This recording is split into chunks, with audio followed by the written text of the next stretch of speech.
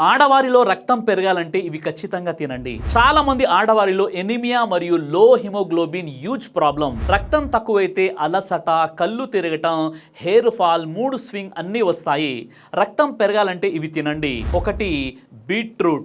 ఇది highest iron మరియు folate food. రోజు బీట్రూట్ సలాడ్ లేదా జ్యూస్ యాడ్ చేసుకోండి. ఇక రెండోది డేట్స్ అంటే ఖర్జూరం.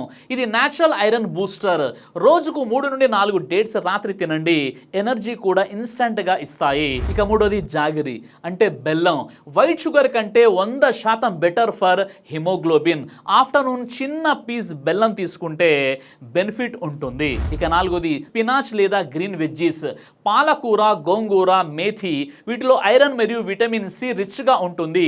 వీటిని వీక్లీ 3 లేదా 4 టైమ్స్ తినండి. ఇక ఐదోది పొమోగ్రానైట్ అంటే దానిమ్మ. ఇది బ్లడ్ సర్క్యులేషన్ మరియు ఆర్బీసీ ప్రొటెక్షన్ ఇంప్రూవ్ చేస్తుంది.